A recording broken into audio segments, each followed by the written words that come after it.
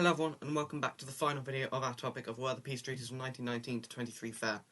Today we'll be looking at the other treaties of Central Europe. So let's jump into it. Starting off in Austria in 1919, on the 10th of September, the Treaty of Saint-Germain is signed. So, what were its main terms?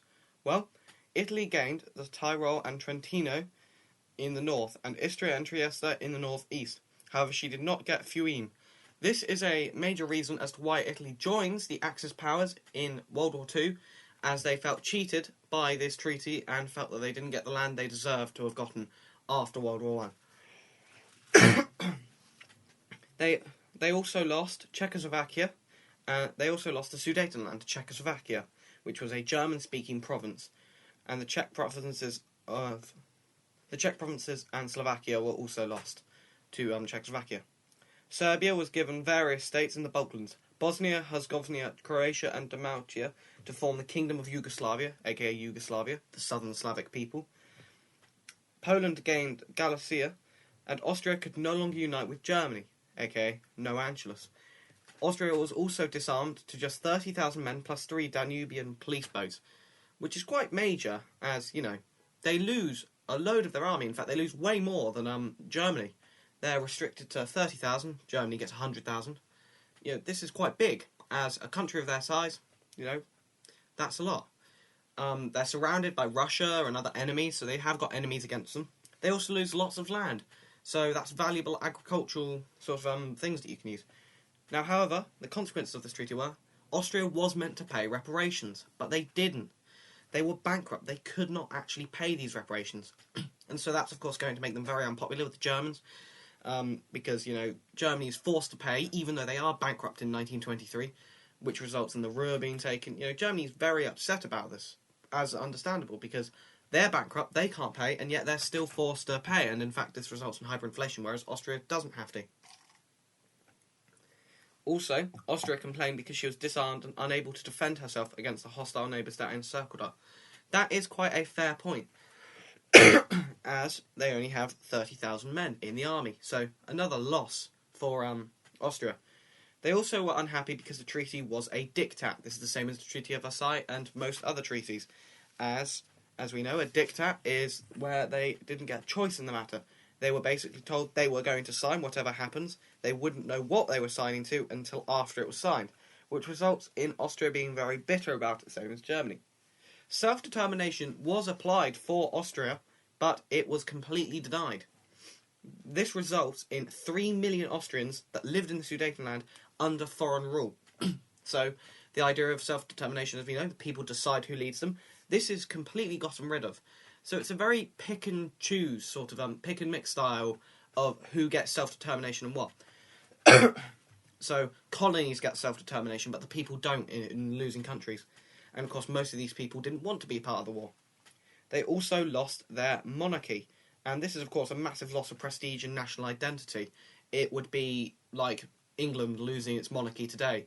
That is part of our country. And so to lose your own monarchy, unless it's in a revolution, is majorly a problem. The Czechs and Slovaks also resented being in just one country. So the people inside Austria, for that matter, didn't want to be there. So another problem. People didn't want to be in Austria, so there were some people who wanted to be split up and have Austria, split up. There was also no Anschluss for Germany and Austria, so the uniting of the two countries. So a lot of these things. They also lost out economically. They were landlocked, they couldn't get trade, and that's going to be a problem because if you can't trade on the sea, then you're resorting to land, and of course at the time, land trade was still only just emerging. At that period, sea trade was the main way to make money. And this is also another violation of the 14 points, the whole access to the seas. Another thing. Also, Austria's population dropped from 22 million to 6.5 million. Imagine the damage on agriculture, industry, fishing industry, social work. All of those people just all of a sudden not in your country. So that's going to be a major loss for basically everything. And that makes them very bitter towards this treaty. And they hate the Allied countries. It's why they welcome Germany, because their industry is still quite crippled by World War II and by Anschluss in 1936. So they're quite crippled when it comes down to it. So when Germany unites with them, they gain that sort of industrial power from Germany, which provides lots of jobs. Next, in November, the Treaty of Neuilly is signed with Bulgaria, and this happens on the 27th of November 1919. So what were the main terms? Well, Bulgaria lost Western Thrace to Greece, which meant that Bulgaria lost a coastline that led directly into the Mediterranean. And as I said a few seconds earlier, sea trade, major thing. And of course, the Mediterranean is a major sea area because it leads into the Black Sea. So lots of wheat. If you can't trade in the Black Sea, then you're losing a lot of it. And if you can't trade in the Mediterranean, you can't gain access to the Black Sea. And you can't then gain access to the Atlantic Ocean, which allows you to go to America, which then allows you to trade with them. So major problems here. So, they're losing out on much money. They also lose territory to Yugoslavia and Romania too, and their army is reduced to 20,000. Bulgaria was then disarmed, so similar to Germany, and they also had to pay 90 million in reparations. And if you look on a map at the size of Bulgaria, they've lost a lot of land. So Bulgaria is a relatively small country. They're losing population from the land they losing trade. That just makes their treaty signing even harder because they can't actually properly pay the reparations. Very similar to Austria and Hungary and all the other countries. Almost impossible. And again, like all the other treaties, it was a diktat. So, following that, it was the Treaty of Trianon with Hungary. Now, this was signed on the 4th of June 1920, and it's very similar to the Treaty of Saint-Germain with Austria. Hungary loses some of its border districts to Czechoslovakia and Yugoslavia. Transylvania was given to Romania, which doubles, and I mean doubles, so this small country that is practically not on a map, no one cares about, is insignificant, doubles in size. And their army is reduced to 35,000. So again, less than Germany, which means, of course, they are vulnerable to attack. And the main consequence of this was Hungary's population drops from 21 million to 7.5 million. This is practical madness. You're losing that much of an industrial workforce, and it's the exact same with Austria. These two countries that were once a great empire that were united, who had industry, gold, trade, warfare, all of it under their power. They were basically dominant in Europe for so long. And all of a sudden, they've been divided, and they've lost territory, they've lost land, trade, they've lost people. And people is the most important part of any country. If you look at human geography as a GCSE or A level, you will understand just how important people are to a market, to a country. Because people provide, the economy. They are the market. So losing all of that, they are losing so much industry. And they lose out on economically. They're landlocked, again, like Austria. So no access to the sea. And this damages trade. They also lose so much valuable agricultural land to Transylvania. I mean, Transylvania. I doubt many people would be able to even know that's a country. And they lose all of that. So that's all gone. And that's agricultural land they need. And they also lose self-determination, like Austria. 3 million Magyars lived under Romanian rule in Transylvania. So, major problem. And scratch that bit where I said Transylvania is a country, that's an area. Just my mistake. But, Romania is gaining so much from these two countries, and Romania is practically insignificant. They also didn't have to pay reparations since their economy was too weak. So that does make life easy on them, unlike Bulgaria. But still, this is going to cause bitterness in between nations. And then, finally, Turkey. Their first treaty is the Treaty of Sevres in August 1920. It's a diktat. Now, they lose way more than I think any other country really does when it comes to, land. Even more than Germany. Because if you look at the Ottoman Empire as a whole, they have been declining even before World War I, but they still had lots of land. And so let's look at what they lose in their Middle Eastern Empire. They lose Saudi Arabia. That becomes an independent country. Britain gains Palestine, Transjordan and Iraq as mandates, aka a place they lease and look after. And Britain and France only got to look after these lands for 30 years before they were get to decide what they do. Of course, they don't properly get to look after it for 30 years because, as we know, World War II happens. Things like that. France was given Lebanon and Syria as mandates. But in Europe, Turkey loses lots of other lands. Greece, a newly created country.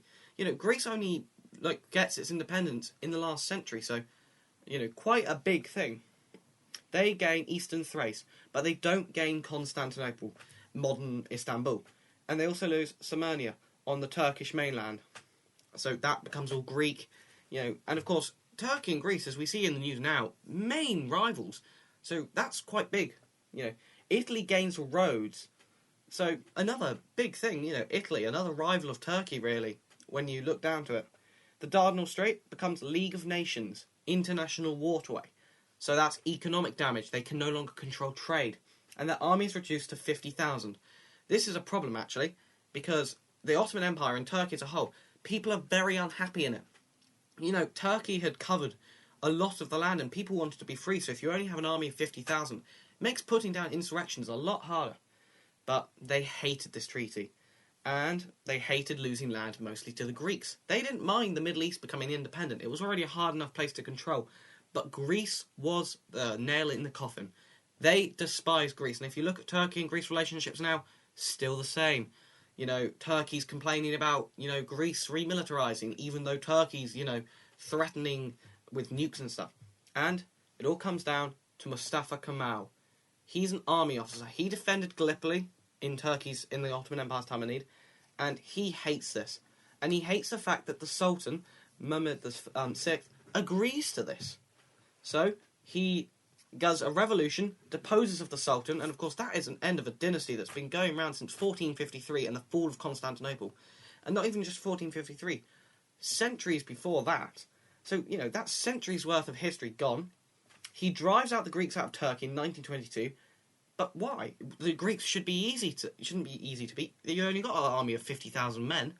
Well, the Greeks have lost a major military leader. Their king, Alexander, killed in October 1920, not in war, not in battle, a bite from his monkey. How ironic. He has the same name as one of the greatest leaders in the world, Alexander the Great, but he wasn't killed in battle or died of old age. He was bitten by a monkey, got an infection, and carked it. And with that revolution, the Ottoman Empire is fully out, and Turkey's new.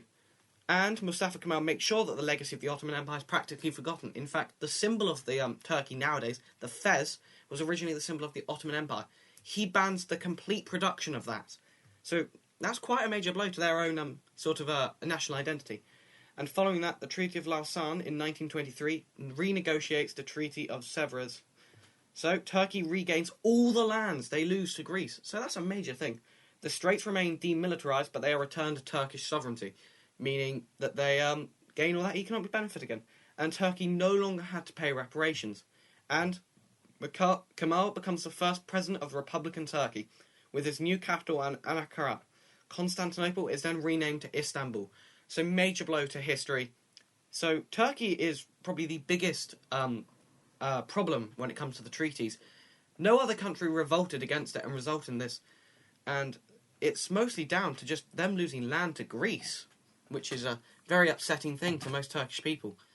And if you look at modern culture today, the rivalries between Turkey and Greece is very similar as it is back then. People in Greece today will actually tell you that they want the Byzantine Empire to be reformed, because Byzantine Empire, if you know it as the Eastern Roman Empire, that's Roman, but as it grows, it becomes more Greek. So it's a very big moment. I hope you found this video entertaining. I hope you found it informative, and I hope it helps with understanding the other treaties. We will be doing I will be posting a quiz on the community posts to allow you to understand it a bit better and understand history, and hope you'll be able to test. I know this has gone a little bit over time, but that's because there's a lot to cover in this, and it's obviously a bit harder to put it all in one video. Thank you for watching.